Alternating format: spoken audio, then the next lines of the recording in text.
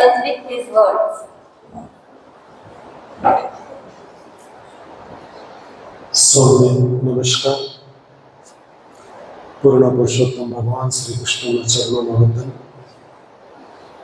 આજે અંગ્રેજી વિભાગ તરફથી જીવાયબીના વિદ્યાર્થીઓનો છેલ્લા કેટલાક કલાકો ગણાઈ રહ્યા છે.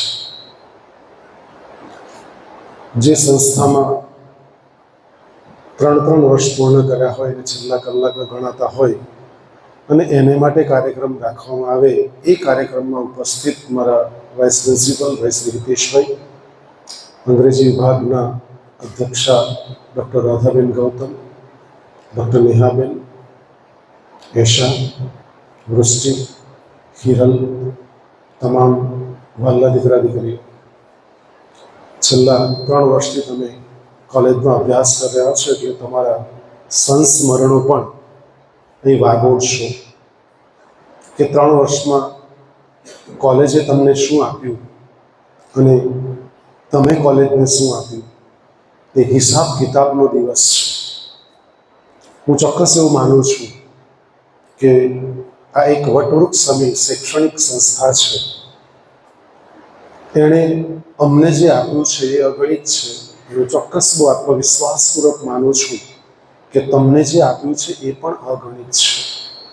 પ્રશ્ન એ છે કે આ જે ફેકલ્ટીઝ બેઠી છે તમારા અંગ્રેજી વિભાગની, એ વર્ગમાં જ્યારે આવે ત્યારે તમે વાટકી લઈને બેઠા હોય તો વાટકી જેટલું પ્રાપ્ત કરો, તપેલી લઈને બેઠા હોય તો તપેલી જેટલું પ્રાપ્ત કરો.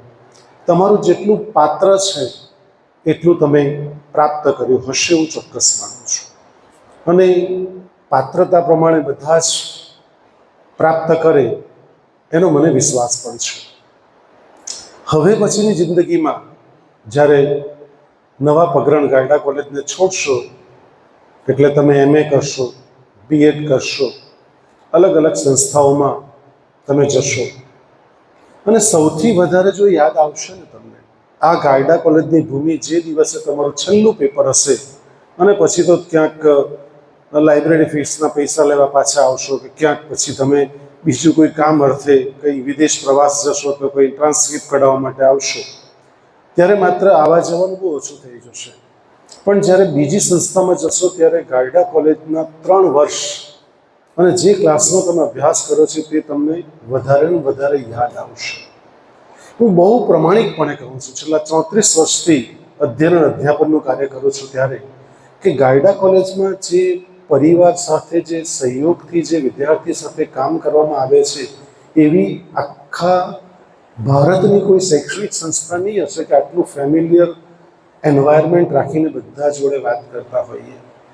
કારણ કે અમુક લોકો છે ને વચકા ભરે, ડચકા ભરે, તમને કરડે, લિટરલી તમને ઓરા બહુ મેચ ન થાય. પણ હવે પછી જ્યારે જાઓ ત્યારે 2 વાત ખાલી યાદ રાખજો જે મારે આપ સાથે શેર કરવી છે. એક તો ટાઈમિંગ જાળવજો.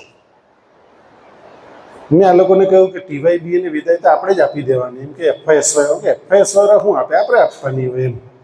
પણ હવે બેન કંઈ માન્યા નહીં એટલે પછી મેં બીજી વખત સુધારવા કહ્યું છે કે એ લોકો તૈયારી કરી નાખી છે ને વોટ નોટ. પરંતુ સાયકોલોજીનો પણ કાર્યક્રમ કર્યો, આપણે ઇકોનોમિક્સનો પણ કાર્યક્રમ કર્યો. તો એમાં તો TYBA જ વિદ્યાર્થી હોય, FYSY ના વિદ્યાર્થી ના હોય, એટલે ઓડિયન્સ તરીકે બેસે, વેલ એન્ડ ગુડ. તમારે જે ધ્યાન રાખવાનું છે, જીવનમાં જડિત કરવાની વાત છે, એક તો કે ટાઈમિંગ સાચવજો. દીકરા બેસી જાઓ, પ્લીઝ સીટ. ટાઈમ સાચવજો.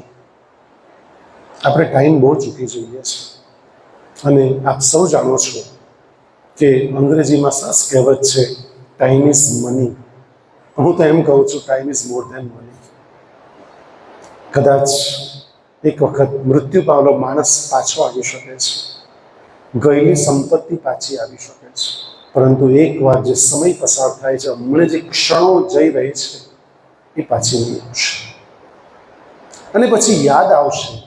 અને આપ સૌ જાણો છો ભૂતકાળ ક્યારેય બદલી શકાતો નથી.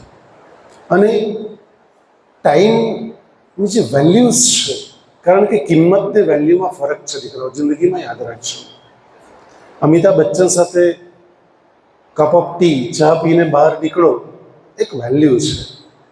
નરેન્દ્રભાઈ સાથે તમે ચા પીને બહાર નીકળો પીએમઓ કચેરીમાંથી, પ્રધાનમંત્રી કાર્યાલયમાંથી, તો એક આખી વેલ્યુઝ છે. પણ એ જ પ્રધાનમંત્રી કે અમિતાભ બચ્ચન પાસે ગયા હોય ને તમને ચા કેટલાની આવે? 20 રૂપિયાની ચા આવે. અમિતાભ બચ્ચન એના ખિસ્સામાંથી 20 રૂપિયા કાઢીને તમારા ખિસ્સામાં મૂકી દે એટલે ચા પી લે છે. તો તે કિંમત છે ચાની. એટલે ટાઈમની વેલ્યુ છે, કિંમત નથી મિત્રો. કારણ કે એ મૂલ્યાંકન કરી શકાય કે માપી શકાય તેવી વસ્તુ નથી મિત્રો. એક વર્ષનું મૂલ્ય આપ સૌ જાણો છો. નાપાસ થયેલા વિદ્યાર્થીને ખબર છે કે એક વર્ષ પાછું પરીક્ષા આપવાની હોય ધોરણ 10ની ત્યારે ખબર પડે કે આખું વર્ષ માથે પડે છે. એક મહિનાનું મૂલ્ય એ માને ખબર છે. જેમાં 9 મહિને બાળકને જન્મ આપે છે, જો 7 કે 8 મહિના આપ્યો હોત તો શું થાત? એક અઠવાડિયાનું મૂલ્ય સાપ્તાહિકના તંત્રીને ખબર છે. એક દિવસનું મૂલ્ય રોજ જે મજદૂરી કરીને ખાય છે તેને ખબર છે. એક દિવસ જે મજદૂરી નહીં જાય તો એના પરિવારને શું ખવડાવશે? એક કલાકનું મૂલ્ય સિકંદરને ખબર છે. સિકંદરે વધારે જીવવું હતું પણ એક ક્ષણ પણ પરમ કૃપાળુ પરમાત્માએ વધારે નહોતી આપી અને સિકંદર ભારતમાં જ મૃત્યુ પામેલો. જ્યારે ગુરુને મળવા ગયેલો, એરિસ્ટોટલે કહેલું કે ભારત જાય છે તો ગુરુ લઈ આવશે. અને જ્યારે ગુરુની શોધમાં નીકળ્યો ત્યારે ગુરુને લેવા ગયો. જ્યારે તલવાર એને પહેલી વખત જીવનમાં જ્ઞાન કરવી પડી, ધ ગ્રેટ એલેક્ઝાન્ડર સિકંદર, વિશ્વને જીતનારો સિકંદર, ત્યારે ગુરુએ કહ્યું હતું કે તું આત્માને મારી શકતો, મને મારી શકશે પણ આત્માને ક્યારેય પણ નહીં મારી શકે. અને એમણે કહ્યું હતું કે મારી ત્રીજી દ્રષ્ટિ વડે જોઈ શક્યો છું કે તું તારા દેશ નથી પહોંચી શકો અને મને શું લઈ જવાનું છે. સિકંદરને પૂછો. 1 મિનિટનું વેલ્યુ પૂછવું એ તો ટ્રેન ચૂકી ગયેલી વ્યક્તિને પૂછવું. પ્લેટફોર્મ પર જઈએ તે પહેલાં દાદર ચડતા હોય, ટ્રેન જતી હોય, 1 મિનિટ, 1 સેકન્ડની વેલ્યુ પૂછવી હોય તો અકસ્માતમાંથી બચી ગયેલી વ્યક્તિને પૂછવું. 1 મિલી સેકન્ડ, સેકન્ડનો 100મો ભાગ, એની જો વેલ્યુઝ પૂછવી હોય તો ઓલિમ્પિક ગેમની અંદર જે 1 મિલી સેકન્ડ માટે સુવર્ણ ચંદ્રકની જગ્યાએ રજત ચંદ્રક પ્રાપ્ત કરે છે. મિત્રો, ટાઈમની વેલ્યુ છે. અને બીજું સાયકોલોજીકલ મેથેમેટિક્સ બહુ જ ફાઇન છે. માણસ જો ઓન એન એવરેજ 70 વર્ષ જીવવાનો હોય ને તો 25 વર્ષ તો સુવામાં જ જાય છે, 8 વર્ષ અભ્યાસમાં જાય છે, 7 વર્ષ આનંદ અને મોજ મજા માણવામાં જાય છે, 6 વર્ષ આરામ અને માંદગીમાં જાય છે, 5 વર્ષ સંબંધોની તાણાવાણામાં જાય છે, 4 વર્ષ મમ્મમ કરવામાં, ખાવામાં જાય છે, અને 3 વર્ષ ઉપરની બધી તૈયારી કરવામાં જાય છે. કેટલા થયા? તમે મારી જોડે છો જ નહીં. પછી બહાર કહેશે કે બહુ મજા આવી, બહુ મસ્ત હતું. પ્રેઝન્ટ ઓફ માઇન્ડ બહુ જરૂરી છે. તમે તો અંગ્રેજીવાળા બહુ શાર્પ લોકો હોય, અંગ્રેજીવાળા એવું કહેવાય હે ને. 58 થયા. જો માણસ 70 યર્સ જીવવાનું તો 58 તો આમ જ નીકળી ગયા. અમૂલ્ય જિંદગીના 12 વર્ષ તમારી પાસે છે. અહીંથી એવો મેસેજ લઈને નહીં જશો કે 12 હજુ 58ના ક્યાં થયા એમ. એવો મેસેજ નથી. એ 12 વર્ષની ક્ષણો હમણાં પણ પસાર થઈ રહી છે. એટલે એક તો ટાઈમ સાચવજો અને બીજું સર્જનાત્મક વિચાર કરજો. કારણ કે ગાંડા લોકોએ દુનિયામાં શોધો કરી છે, ઇતિહાસ રચ્યો છે અને ડાયા લોકો ઇતિહાસ વાંચે છે. એટલે થોડા ગાંડા થવા જેવું લાગે તો તમે પાગલ થઈ જજો. રાઇટ બ્રધર્સે જ્યારે ફ્લાઇટ ઉડાવવાની વાત કરી ત્યારે બધા એને અભિનંદન આપ્યા હશે? ના, કોઈ અભિનંદન નહીં આપ્યા હોય. હેનરી ફોર્ડે એવું કહ્યું કે હું કાર બનાવીશ અને અમેરિકાના રોડ ઘરે ઘરે કાર આપીશ, તો એને કોઈ અભિનંદન આપ્યા હશે? ના. હવે ગાંડા જેવી શું વાત કરે છે. ફાયરસ્ટોન એમ કે તું જો કાર બનાવ તો હું ટાયર બનાવીશ. 3 સારા મિત્રો તો થોમસ આલ્વા એડિસન, ફાયરસ્ટોન ને હેનરી ફોર્ડ. પાગલ થવું પડશે દીકરો. જ્યાં સુધી પાગલ નહીં થશો ને. ધીરુભાઈ અંબાણી, ઓમાનના પેટ્રોલ પંપો પેટ્રોલ પૂરતો વ્યક્તિ, મારી પોતાની પેટ્રોલની રિફાઇનરી હશે. પાગલ થઈ ગયો. મુકેશ અંબાણી 2017માં જીઓ આપ્યું, લોકોને જીઓ ફ્રી આપ્યું. હવે જીઓ 17માં લોન્ચ થયો તો 17માં જ એ લોકો તૈયારી કરી છે? નહીં, 10 વર્ષ પહેલાં તૈયારી કરી હશે. વિચાર આવ્યો હશે. અને માત્ર 150 રૂપિયામાં આપણને પહેલાં તો 1-2 વર્ષ તો ફ્રી જ આપ્યું અને એવી મસ્ત ટેવ પાડી દીધી કે જીઓ દરેકના મોબાઈલમાં સિમ કાર્ડ આવી ગયું. Idea can change your life. વિચારો તમારી જિંદગીને બદલી શકશે. એટલે ગાયડા કોલેજમાં તમારે આ ભાથું પણ લઈને જવાનું છે, એક સમયનું ભાથું લઈને જવાનું છે. અને સંસ્થાના વડા તરીકે માત્ર કહું છું. અને બીજું વિચારનું ભાથું. તમે ભલે જે પરિવારમાં જન્મ, તમારા પરિવારમાં પૈસા નથી, તમે બહુ જ ગરીબ પરિવારમાં જન્મ છો, એનાથી કોઈ ફરક પડતો નથી. પરંતુ તમે 10 સારા વિચારો, શ્રેષ્ઠ વિચારો હશે ને, જિંદગીમાં પૈસા તો તમારી પાછળ દોડશે. એવા મારી પાસે 1001 ઉદાહરણો છે. જો જીરાલ્ડ, વિશ્વનો બેસ્ટ સેલ્સમેન, જેની માં બીજાના ઘરે કામ કરતી, એનો બાપ એને દારૂ પીને મારતો. જોજો તમે, ગિનિસ બુક ઓફ વર્લ્ડ રેકોર્ડનું નામ છે, best salesman in the world. Sam Walton, જે વોલમાર્ટનો જે વ્યક્તિ છે, સેમ વોલ્ટન, એનો છોકરો રોબર્ટસન ચલાવે છે. આજે 4000થી વધારે સ્ટોર છે વોલમાર્ટના. Norman Vincent Peale, the power of positive thinking. મેં કહ્યું 1001 ઉદાહરણો છે મિત્રો. એક વિચાર તમારી જિંદગી બદલી નાખશે. એટલે ક્રિએટિવ અને પોઝિટિવ વિચાર કરજો અને જિંદગીમાં ખૂબ આગળ વધો તેવી શુભેચ્છા પાઠવું છું. માત્ર અહીંયા તમારું એક સ્ટેશન હતું, એ સ્ટેશન ઉપર થોભ્યા છો. હવે ગાડી તમારી આગળ ચાલશે અને હું શુભેચ્છા પાઠવું છું ગાયડા કોલેજ પરિવાર વતી કે આપ જીવનમાં ખૂબ પ્રગતિ કરો અને ખૂબ ઉન્નતિ કરો. અને તમે તમારું, આજે તમે મા બાપના નામથી ઓળખાવો છો, આવતીકાલે પેરેન્ટ્સ તમારા નામથી ઓળખાવવા જોઈએ. એ હાઇટ પ્રાપ્ત કરો, પણ તમારા પગ જમીનને અડેલા હોવા જોઈએ. જમીન સાથે જોડાઈને રહેજો. કારણ કે કેટલાક લોકોને અહંકાર બહુ આવી જાય છે. કારણ કે કેટલાકને ખુરશીનો અહંકાર આવે, કેટલાકને જ્ઞાનનો અહંકાર આવે, કેટલાકને પૈસાનો અહંકાર આવે છે અને એ પડે છે, પછી ઊંધે માથે પડે છે. એટલે અહંકાર ક્યારે નહીં કરશો. ગ્રેટિટ્યુડ ફીલ કરજો. હંમેશા મેં મારા ગેધરિંગના પ્રવચનમાં પણ કહ્યું હતું, એટીટ્યુડ ટર્ન ઇન્ટુ ગ્રેટિટ્યુડ. અને હંમેશા એક સેવાનું કાર્ય કરજો જીવનમાં.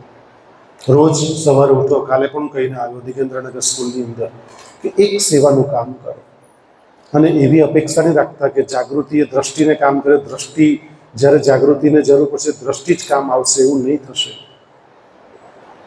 તમે આજે 1000 રૂપિયા SBIમાં ફિક્સમાં મૂકો છો, 1000, 500 ની 2 નોટ ફિક્સ ડિપોઝિટમાં મૂકો છો. નોટ મૂકતી વખત તમે નોટ નંબર લખી લો છો કે 500 ની કયા નંબર નોટ તમે મૂકી છે.